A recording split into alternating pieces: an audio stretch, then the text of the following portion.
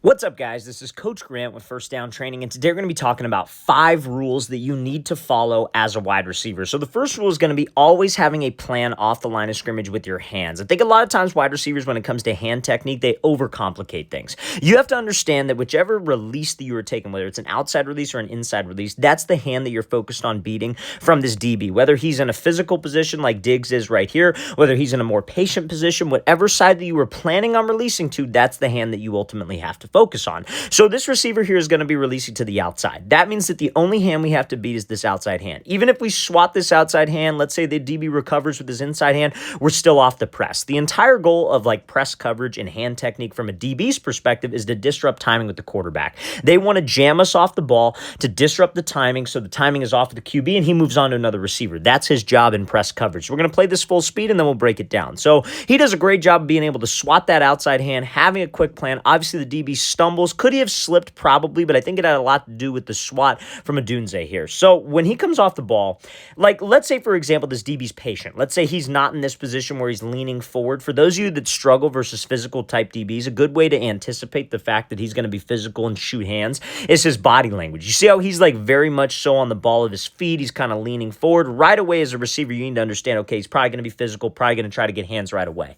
But even if he's patient, let's say he's just in more of a squatted stance, he's inside shade, and we're running a fade route, obviously we're going to be taking an outside release on that. So I'd give him some type of release. Maybe we attack his leverage. In my mindset, just beat the outside hand. So whether that's I'm swatting underneath with my inside hand, whether I'm swatting with my left hand across, you just need to have a plan of action, guys. So play this full speed one more time. So again, just focus on beating that outside hand. Even if he were to recover with this hand and be able to get hands on my inside shoulder, I'm still off the press and I can still go get up into my route. So keep it simple, you guys. We don't need to freeze, look at his hands, and figure out a bunch of different ways to swat his hands and get off the press. Have a plan, make it quick, and just go. So we're going to play this again full speed one more time. Great example of how swatting the hands can get you even more separation versus a physical DB and a patient DB.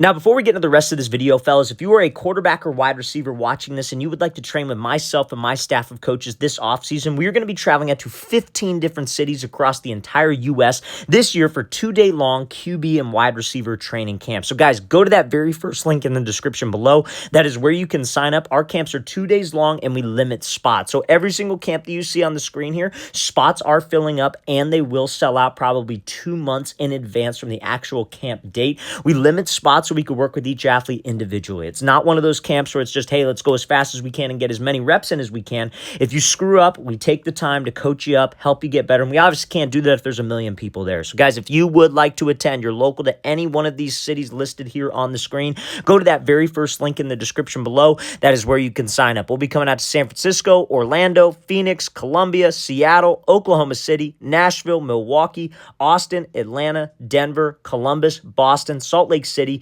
and Los Angeles, you guys. So very first link in that description below. We'd love to see you there. Now, rule number 2 that you need to follow as a receiver is making your releases look the same. I think a lot of times when receivers come up to the line of scrimmage versus press coverage, they overcomplicate things, right? I think you see, this is kind of like the benefit of social media, but also the problem with social media, right? I think a lot of receivers will watch either YouTube, Instagram, TikTok, and there are a lot of receiver coaches out there that teach a lot of different press releases, right? And that's great. And you want to try to learn as much information as you can. If you learn information from myself or elsewhere, that's fantastic to be able to learn. But I think a lot of times receivers have way too many releases in their head. They have 20 different releases that they could use versus this look, and they haven't honed in 5 to 6 releases that all kind of build off of each other to make their release package, if you will, because that's really all you need to know is about 5 to 6. And when you use those releases is based on how this DB's playing and the routes that you run on your route tree. So how many times have you seen a receiver come off the ball versus inside shade press, do a little slide to the outside, DB jumps, he puts a move on, and then runs that slant back underneath him? A bunch of times. And that's like a slide release. You could call it a hezzy release if you skip to the outside. But essentially, we're trying to attack that DB's outside shoulder and outside hip, make him think that we're going vertical to get him to jump, and then we cut back underneath, right? So when you guys run a fade route or even any outside release breaking route, whether that's a comeback, maybe you're running an out route, maybe running a corner, you kind of want to make it look similar. You don't want to have 5 different releases. You want to have 5 releases, and they're all relatively similar. Look at the best guys off the line of scrimmage. Arguably the best guy with press releases is Devontae Adams, right? So what does he do? I've honestly probably 80% of his routes are either slants or fades, right? But his slant looks exactly like his fade, and that's what this receiver does right here. So he comes off the ball, and you see how he slides, takes off. That DB, that's how we get a step on him. And like, especially in the NFL, you guys, that is wide ass open right there. Even in high school, that's open. All we need is just the quarterback to be able to lead us by a couple of steps, and that's an easy walk-in touchdown. And how he's able to get that is because he's able to get into this DB's head. Maybe he's seen this release before, right? Like maybe this receiver had to run a slant or maybe ran a drag. Even when he wasn't getting the ball, you should always be trying to set this stuff up as a wide receiver. So he comes off the ball. His first step is this kick step with his back foot. That is not a false step. That's a part of the release. The reason why you do that is to create speed and to load up your hips so you could cover more ground on your release. If you don't do this on your releases, I highly recommend trying this because it just helps you kind of get off the ball a little bit more explosively and gain more ground. So he does this little slide to the outside, slides, gives a little hesitation. That DB staying patient. He's like, I've seen this before. Maybe he's seen it on film before. And then instead of just making a move and running a slant, running right into him, again, he just takes off and goes. He slides to the outside, slide, take off and go. So guys, you have to make your releases look the same if you want to be unpredictable versus a press DB. Now, the third rule that receivers need to follow is being able to execute a throw-by move on inside breaking routes. So what would be an inside breaking route where you could use a throw-by move? And I'll explain what that is in a second. There's a perfect execution of it here from Justin Jefferson. So a post route, a dig route, a curl route, maybe a 5-yard hitch, or like a stop route where you're just putting the brakes on. And that's what Jefferson's running here. Some people call that like a sticks route where it's like maybe it's like 3rd and 8 and you get all the way to 9, you put the brakes on, quarterback throws the ball right there. So obviously on routes like a dig or maybe even a post, our goal versus inside shade press is like, I'm going to give him some type of move to the inside. Maybe I do that little slide that we talked about. Justin Jefferson is great at that. And we release to the outside. And our goal is to stack. We want this DB trailing directly behind us. So when I'm running that dig or post, I can give a move and go. If I'm running a curl or if I'm running a stop route, I don't necessarily want to stack him because if I stack him and I go to break down, because those are routes where you have to drop your hips and you have to stop on a dime, that DB is going to run into me. So we want to keep him right on my inside hip. Now, even on a post or a dig, there are times where maybe you can't restack. Maybe this DB's faster than us. Maybe he's really patient. Maybe he plays my release really well. You have to be able to work on the fly as a wide receiver. That's when that throw-by move comes into play. So Jefferson comes off the ball, gives a little move attack in his leverage, then right at the break point, swats him by, able to come back to that ball and win on that stop route. So let's talk about this, right? So you see how off the ball, he gives like kind of a little like 1, 2, 3 move to the inside, like a 3-piece, gives a jab to the inside. All we really need is that DB to just hesitate for a second. This DB plays it really, really well. So we release to the outside and he's right on my hip. So rather than me just breaking down right here, something that gives me more separation is right at the last second. You're going to put the hand that's closest to the DB either on the back of the shoulder or the back of the hip. Those are the 2 points of control. Some guys will try to go maybe back of the elbow. I just feel like there's not as much surface area right there to be able to throw by. I feel like sometimes you could miss or swat underneath and that might make your break a little bit worse. So you want to aim for the back of the shoulder or the back of the hip. So right at the break point, see how Jefferson clubs the arm right here? That's a pretty good spot, but then his hand works to like, I guess, the back of the shoulder.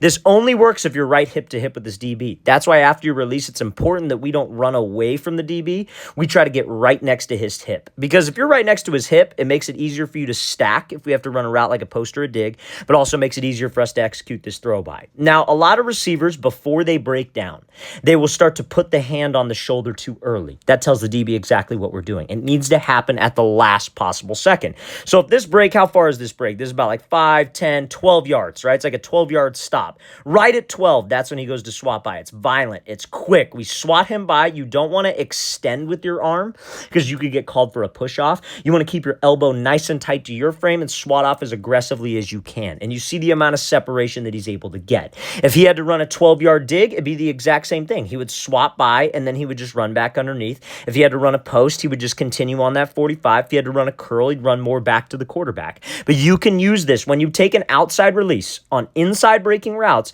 The throw by is great to use when you're not able to stack the DB. And remember, on routes where you have to drop your hips, we don't want to stack the DB. We want to keep them right on our hips so that throw by is easier and we could get space. Now, rule number 4 that a wide receiver needs to follow is being able to sell their double moves with the same type of, I guess you could say, speed, explosiveness as you would run the single move route. So Amon-Ra St. Brown is going to run this little hitch and go or stutter and go, if you will. So the mistake a lot of receivers make on a route like a 5-yard hitch and go, or even really any double move, is that they don't make the first move look exactly like how they would run the original route, right? So if I'm running a hitch and go, I got to make that move where I break on my hitch exactly like that. So I got to make sure I decelerate, I drop on a dime, I'm stopping my momentum to get this DB to just hesitate, and then I take him back over the top. So let's watch this thing full speed, then we'll break it down. So St. Brown goes here, violent drop, decelerate, gets Humphrey to hesitate for a second, and that's just an easy, pretty much very, very easy throw for the quarterback, and not really like a walk-in touchdown, but pretty easy touchdown for him, right? So guys, when you're doing this, I think a lot of receivers at this point, they don't actually stop themselves. They don't actually stop their momentum. What they'll do is they give a little chatter of their feet. They like move their hands. They like beat the drum, if you will, but they continue to drift upfield. DB's not necessarily threatened by that. But when you guys go into this hitch route, if you could step hard with your feet, like you were trying to make a cut, you lower your center of gravity. I think St. Brown could probably drop a little bit lower with his hips right here, but you're lowering that center of gravity. I tell my receivers, pretend there's a string attached to your chin and somebody is pulling that string straight down to your knee. And when you lower that center of gravity, you're going to stop yourself. And if you do it violently, you do it aggressively with your hips, aggressively with your feet, that's something a lot of receiver coaches don't talk about. Like, guys, you don't want to land on your heel, obviously, because that can cause a lot of pressure on your knee. But like, you want to step hard with your feet. Like, you want to be on the ball of your foot, but you got to step hard. You got to shoot your cleats into the grass as you lower your center of gravity violently to be able to decelerate. And all we need to do is just get that DB to hesitate for just a second, keep that head down and accelerate, and we win. So how do receivers make this mistake on a route like a slant and go? Because there's more double moves than just like a comeback and go or a hitch and go or a stutter and go. When guys run like a slant and go on their slant, they'll like slow down when they run the slant. They'll take super choppy steps because they're preparing to go back up vertical. Their hips and their shoulders will already be vertical before they even break on the second cut to the go route. You have to make it look the same, you guys. If you want to be that double move guy that your coach trusts you, you're a downfield threat, you have to make sure you make it look the same. So let's play this thing again full speed one more time. Great job by St. Brown decelerating, getting that DB to hesitate, and then winning over the top on this catch and showing his hands late so the DB can't make a play.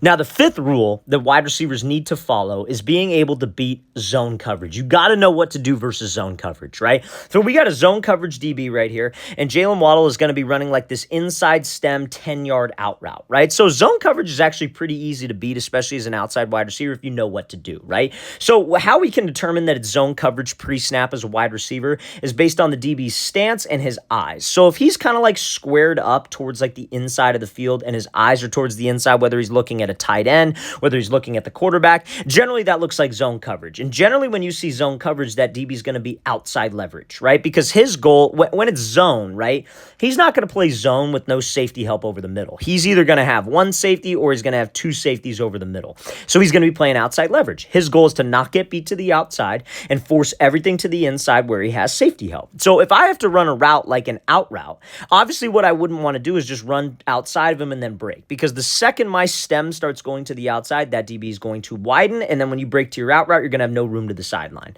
So what we'd want to do is we'd want to attack this DB's inside shoulder and inside hip, and that's what Waddle does here with this inside stem. So he attacks this inside shoulder and hip, so when he breaks, he's got room for the quarterback to be able to lead him, right? So when he breaks to the inside, stemming to the inside, all he's doing right here is creating room for the QB. Pushes vertical, sells vertical. Obviously, he has great speed that's going to make that DB backpedal. Again, if you're a receiver who doesn't have that type of speed, maybe you're not the fastest guy on your team, that's okay. If you can just make sure that you're running with good stride length, I mean, not taking choppy strides, your body language is in that slight forward lean position, and you're running hard, not 100%, but like 90 to 95% right at that inside shoulder, that's going to threaten him deep. You could be threatening him with a deep post, you could be threatening him with like a deep corner, whatever it is, and if you could push vertical and sell, when you break, guess what? You have all this room to the outside because you didn't force that outside release versus zone because like, oh crap, I have an outside breaking around, I'm just going to go outside right now. Can't do that, you guys. You have to understand how to beat zone coverage. Now, you might be asking me, well, what would you do if you had to run like a post route or a dig route and you had this look? That's when you would want to attack the outside. You'd want to attack an area called the blind spot. Anytime you have a DB who's in zone coverage, there is an area called the blind spot. That's where between his back and between the sideline. So what Waddle could do if he had to run like a quick post right here, he could angle his stem the opposite way, where he's going right at this DB's backside. That widens him because he's thinking, oh crap, I don't want to get beat to the outside. I'm playing deep third, deep fourth, whatever the coverage might be, and he's outside leverage. I can't get beat to the outside, so he's going to widen. Then when you break to your post, you have a bigger window between the DB and between that safety. So if you can understand, because most of the time, most of you guys watching this are high school receivers, youth receivers, you're seeing zone coverage. So you got to know how to beat zone coverage, and this is a perfect example of how to run an outside breaking route versus that zone DB who is outside leverage.